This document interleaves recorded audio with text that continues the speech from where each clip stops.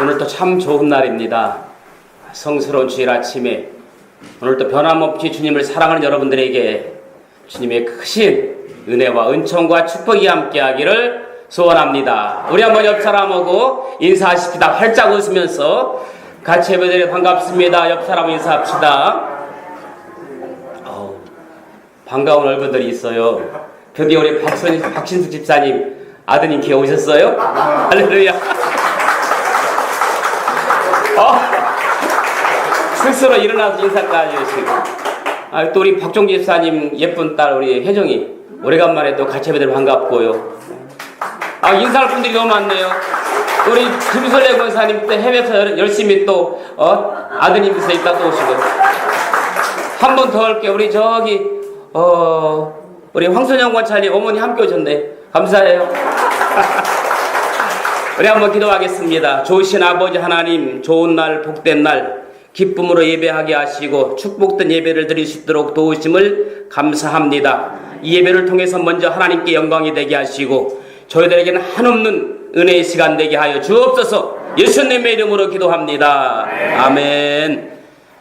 할렐루야. 아멘. 여러분들은 사람이 세상을 살면서 환경의 영향을 받는다고 생각하십니까? 아니면 받지 않는다고 생각하십니까? 제가 볼 때 사람은 환경의 영향을 받는다고 봐요.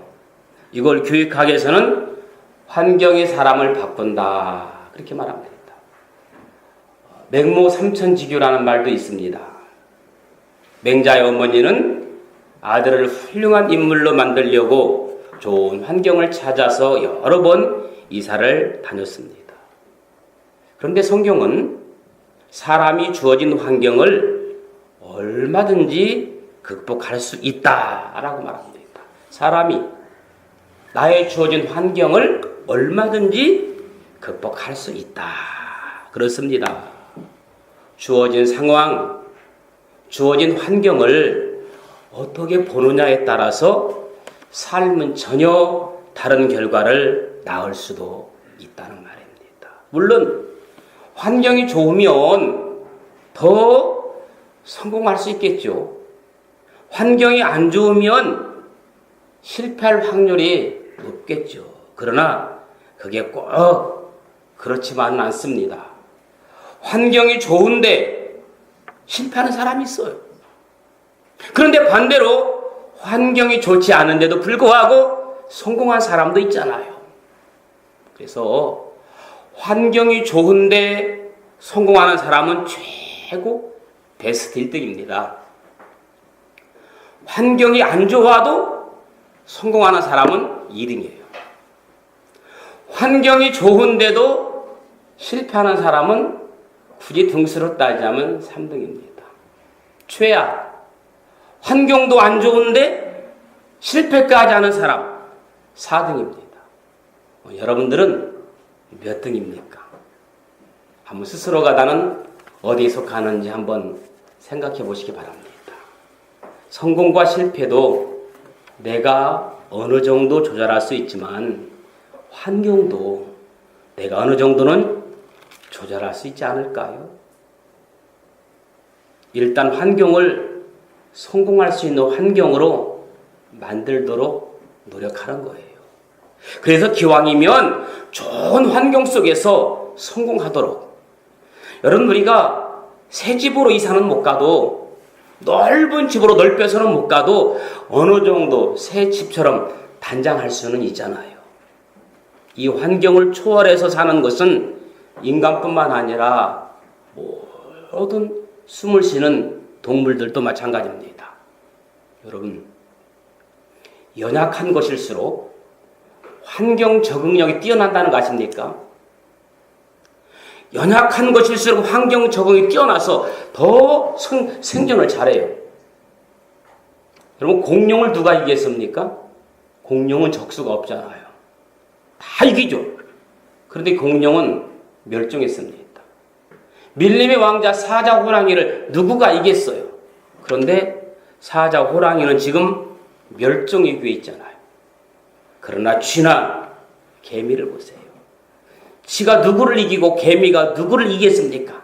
그냥 밟힐까봐 조심조심 다니는 게 쥐고 개미입니다. 그런데 지금도 전 세계 개미는 다 퍼져 살고 있잖아요. 뭘 의미합니까? 강한 것이 중요한 게 아니라, 힘 있는 게 중요한 게 아니라 적응하는 적응력이 중요하다는 겁니다. 여러분, 환경에 적응할 수 있기를 축복합니다. 집안의 화초만 아름다운 것이 아니라, 강단의 꽃만 아름다운 것이 아니라, 쓰레기장에 있는 꽃도 피어 있으면 그 쓰레기장에서도 꽃 한 송이가 아름답지 않을까요? 여러분 인생이 환경을 창조하고 환경을 정복하는 그런 성공적인 인생이 되기를 주님의 이름으로 축복합니다. 핑계대지 맙시다. 환경 핑계대지 말고, 조건 핑계대지 말고, 우리에게 정말 중요한 것은 환경보다 삶의 자세입니다. 삶의 태도라는 말입니다. 저는 맞고 틀린 문제가 아니라 일이 먼저라고 생각하는 사람인 삶의 태도일 수도 있고, 예배가 먼저라고 생각하는 것도 삶의 태도일 수도 있잖아요.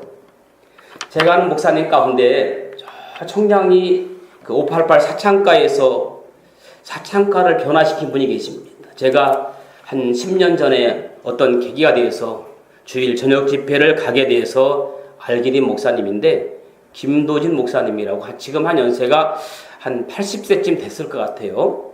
별명이 가스총을 찬 목사입니다. 그 책도 출간하셨더라고요. 그 일생을 가만히 보면 순탄치 않은 어린 시절을 보내고, 무작정 부산행 기차례에 몸을 싣고 고등학교 시절 공부 안 하고 싸움만 하다가 깡패가 됩니다. 깡패끼리 싸우다 사결당해서 결국 기도원에 피신해 있다가 거기서 하나님 만나 목회자가 됩니다. 사창가 한복판 상가 5층에 가나안 교회가 세워져 있습니다. 성도들은 거의 다가 노숙자들, 불량배들, 그리고 사창가에서 일하는 여성. 저는 거기 가서 깜짝 놀랐습니다.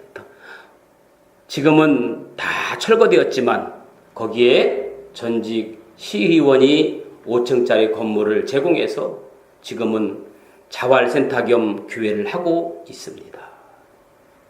환경도 중요하지만 삶의 자세는 더욱 중요합니다. 평생을 좋지 않은 환경에서 그 환경을 평생 30 넘도록 환경을 바꿔나가는 그의 삶, 그분이야말로 환경이 안 좋아도 나름대로 성공한 인생이라고 저는 자부심 있게 말하고 싶습니다. 그렇습니다. 환경도 중요하지만 더 중요한 것은 삶의 자세입니다. 어떤 분은 지난번에도 말씀드렸죠. 눈만 뜨면 없다고 징징대는 사람이 있어요. 힘들다고 말하는 사람이 있어요. 외롭다고 말하는 사람이 있어요. 사람은 누구나 다 당신만 외로운 것이 아니라 외로운 존재입니다. 다 당신만 힘든 것이 아니라 말을 안 해서 그렇지 다 힘듭니다. 저도 말을 안 해서 그렇지 힘들어요. 그냥 힘들지만 헤쳐나가면서 하루하루 행복하게 주님 생각하면서 즐겁게 살아가는 거예요. 할렐루야! 저는 사랑하는 여러분들이 그런 환경을 창조하고 환경을 극복하는 성도들 되기를 예수님의 이름으로 간절히 축복합니다. 사람에게는 누구나 환경과 상관없이 지성이 있어요. 감성이 있습니다. 그리고 영성이 있습니다. 이 세 가지가 있는 거예요. 지성을 가지려면 엄청난 돈을 들여서 공부를 해야 됩니다. 때로는 책도 읽어야 되고 음악도 들어야 되고 교양도 쌓아야 되고 때로는 스승도 잘 만나야 지성을 가질 수 있습니다. 감성을 가지려면 마음이 편안해야 됩니다. 그래서 꽃을 보고 아름다움도 알고 재미있을 때 웃을 줄도 알고 마음이 평안해야 음식도 맛있게 먹을 수가 있는 거예요. 마음이 불안한 사람은 진수성찬을 주어도 오래 씹는 것 같아요. 지성도 좋아야 하지만 감성도 편안해야 됩니다. 그런데 영성도 중요합니다.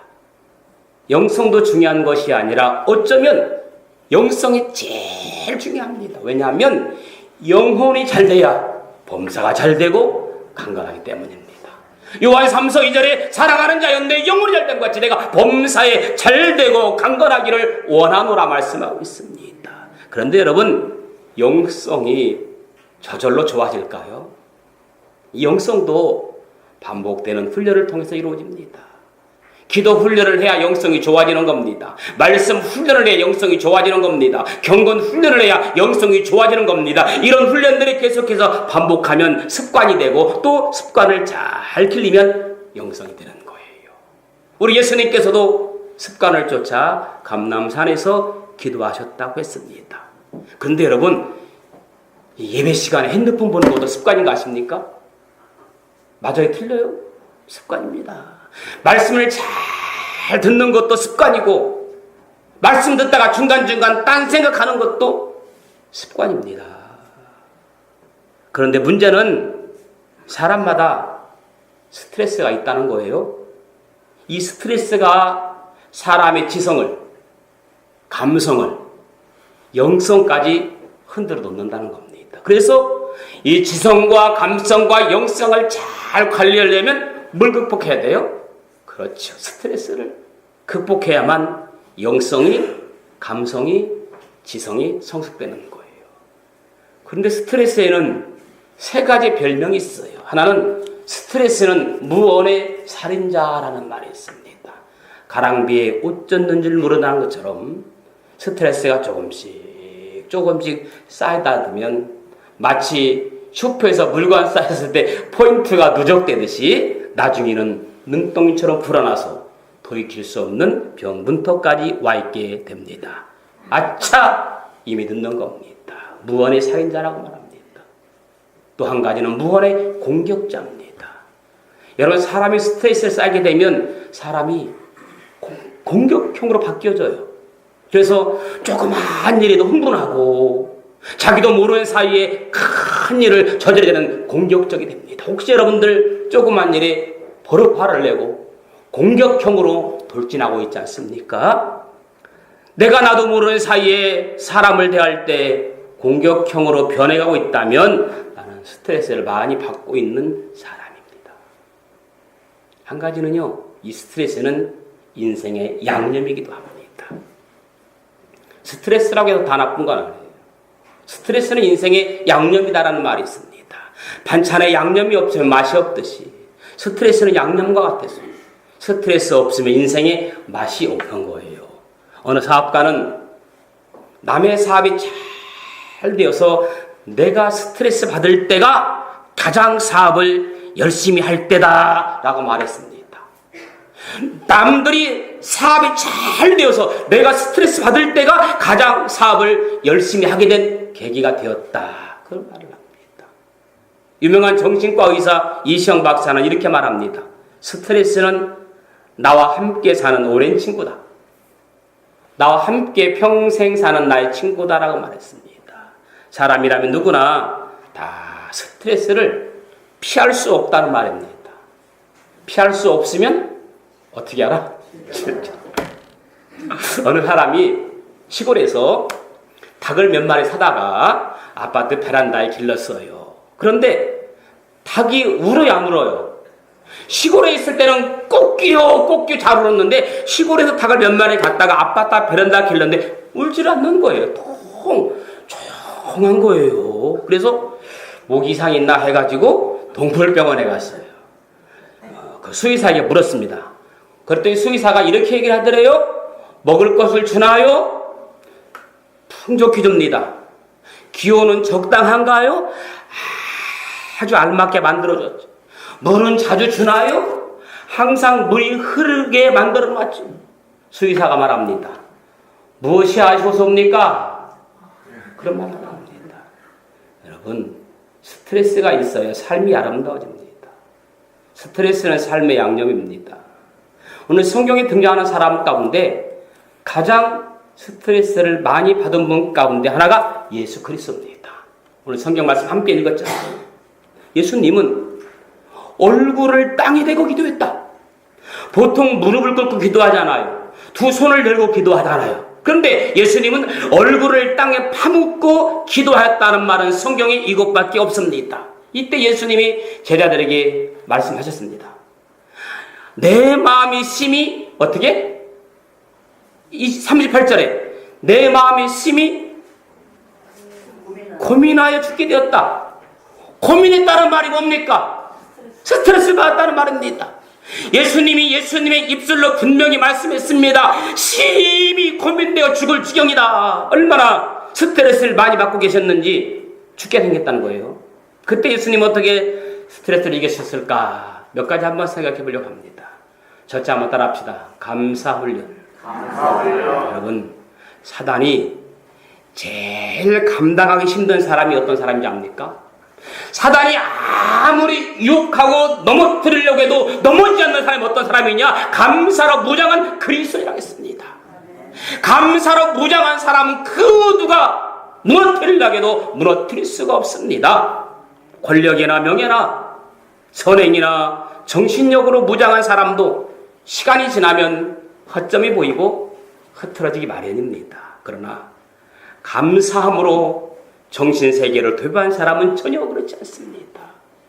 어떤 마귀의 공격과 유혹이 반복되어도 감사로 무장한 그리스도인들은 말씀의 전신갑주로 있고, 아멘, 불신앙에 노출되는 틈새를 보이지 않기 때문이랍니다. 틈을 주지 않는답니다. 혹시라도 틈새가 생기면 감사의 믿음으로 그것을 단단히 틀어 막아냈다는 거예요.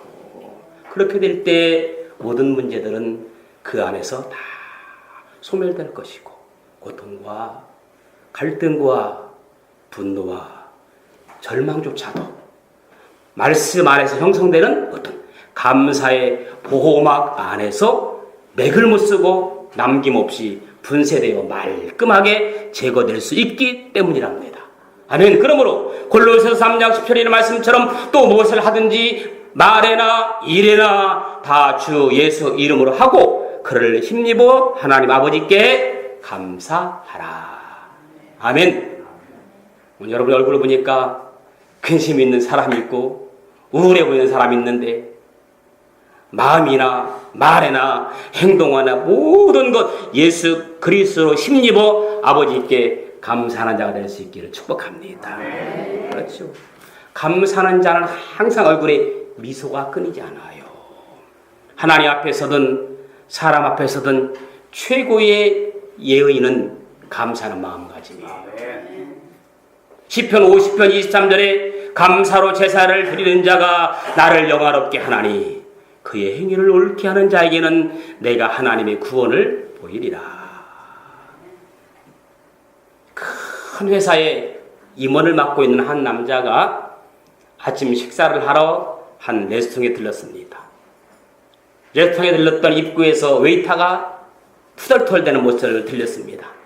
젠장, 당장 5만 원만 있어도 삶이 참 행복할 텐데. 이런 이야기를 듣고 식사를 마치고 웨이터를 불러서 5만 원을 팁으로 주었습니다.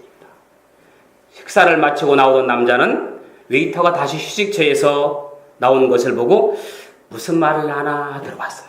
그랬더니 젠장 10만 원이라고 말했어야 되는데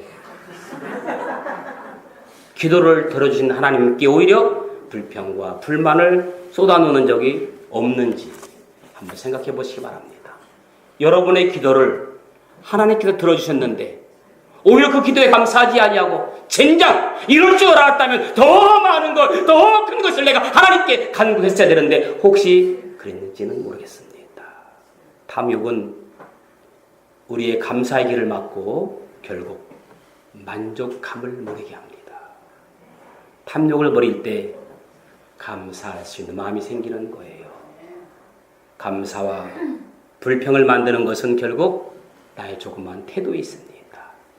주님의 기도 응답에 확실히 감사를 표현하는 여러분들의 삶이 되어지기를 주님의 이름으로 축원합니다. 두 번째는 어떤 훈련이 필요하냐면 내려놓는 훈련이 필요해요. 한번 따라합시다. 내려놓음. 내려놓음 끝이 행복이라는 말이 있습니다. 여러분, 내가 행복할 때보다 내가 사랑하는 사람이 행복할 때 내가 더욱 행복하다면 그것이 내려놓음입니다. 여러분, 내가 행복한 것보다 내가 사랑하는 사람이 더 행복할 때 여러분 진정 행복하십니까? 그게 내려놓으면 행복입니다. 포기는 할 수 없어서 멈추는 것이고, 내려놓으면 할 수 있지만 비우는 마음으로 하지 않기로 결단하고 멈추는 거예요. 같은 멈춤이지만 포기는 할 수 없어 멈추는 것이고, 내려놓으면 할 수 있지만 비우는 마음으로 하지 않기로 결단하고 멈추는 겁니다. 누구에게 음식을 줄 때 내가 부족하지만 너무너무 맛있어서 주는 거하고 내가 남아서 먹기 싫어서 주는 거하고는 다르잖아요.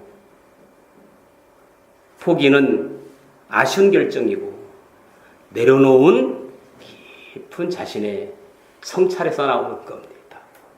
한 곤충학자가 이 개미를 대상으로 실험을 했답니다.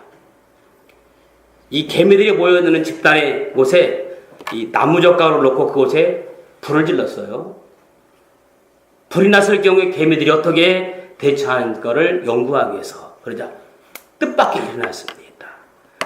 불을 끄는 방법을 몰라서 개미들이 당황할 줄 알았는데 예상을 깨고 개미들이 사는 집단이 나뭇가락에 젓가락으로 불을 질렀는데 깜짝 놀라는 것은 일사불란하게 움직이기 시작합니다. 처음 발견한 개미가 자신의 몸을 불 속으로 내던졌고, 두 번째 개미도 마찬가지로 불 속으로 뛰어들더랍니다. 그러자 불꽃이 점점점 약해지더랍니다. 왜 그런가 봤더니 개미의 몸을 이루고 있는 그 키틴질의 불에 타면서 불꽃을 줄이는 소화물질로 변하더랍니다. 이와 같이 희생에는 값진 열매가 뒤따르는 법입니다. 성경은 요한복음 12장 24절에 내가 진실로 진실로 너에게 이르노니, 그 다음에 뭡니까? 한 알의 밀이 땅에 떨어져 죽지 아니하면 한 알 그대로 있고 죽으면 많은 열매를 맺느니라. 그렇습니다. 밀알 한 알이 땅에 떨어져 썩지 아니하면 한 알 그대로 있고 그것이 썩으면 많은 열매를 맺으리니 옳은 일을 위하여서는 죽어도 두려워하지 말라. 인자가 온 것을 섬김을 받으려 함이 아니라 도리어 섬기려 하고 자기 목숨을 많은 사람의 대성물로 주려 함이라. 예수님이 이 땅에 오신 것은 섬김을 받으려 온 것이 아니라 섬기고 온 인류를 위하여 십자가상에 희생되어 구원하러 왔습니다. 이것이 바로 진정한 내려놓음의 훈련입니다. 할렐루야. 내려놓음의 훈련이 있기를 축복합니다. 병원에서 퇴원한 환자가 계산서를 들고 원장에게 따지러 왔습니다. 제가 링게리를 반 병만 맞았는데 왜 한 병값 계산했냐는 거예요. 원장이 즉각 말했습니다. 잘못됐습니다. 서로 싸우지 않고 내려놨습니다. 그리고 간호실에 전화했습니다. 저 환자분 퇴원하실 때 남은 링게로 반절 포장해드리라고. 그리고 나니까 잠시 속은 후련해졌어요. 그런데 마음이 편치 않았습니다. 감정으로 한 거지요. 아직도 덜 내려놓은 겁니다. 아니지. 생각을 바꿨어요. 환자는 나의 상거래 대상이 아니라 내가 사랑할 대상이지. 내가 치료할 대상이지. 그리고 가격을 낮춰드렸답니다. 모든 것을 내려놓고 편하면 스트레스를 이길 수 있습니다. 편하게 살려면 포기하지 말고 그냥 내려놓으시기 바랍니다. 포기하고는 내려놓는 건 달라요. 내가 자녀들 미워서 포기한 거하고 내가 자녀들을 내려놓는 거하고는 다르지요. 마지막 세 번째는 맡기는 훈련입니다. 따라합시다. 맡기는 삶. 누구에게 맡겨야 됩니까? 하나님께 맡겨야 됩니다. 영국의 템스 강변에서 한 거지 노인이 낡은 바이올린을 연주하며 구걸을 합니다. 그런데 아무리 연주를 해도 사람들의 관심을 끌지 못했습니다. 그때 웬 낯선 외국인이 그를 치근히 바라보며 말합니다.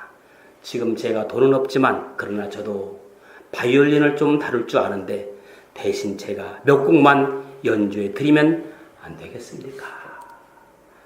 거지 노인은 바이올린을 그 사람에게 건네줬습니다. 그가 화를 당기자 놀랍도록 아름다운 선율이 흘러나왔습니다. 그 소리를 듣고 많은 사람들이 모여들었습니다. 거지 노인의 모자에는 순간에 돈이 산더미처럼 쌓였습니다. 연주가 끝나자 사람들이 뜨거운 박수를 쳤습니다. 그때 누군가가 외쳤습니다. 저 사람은 바로 바이올린의 명 연주자 파간이다.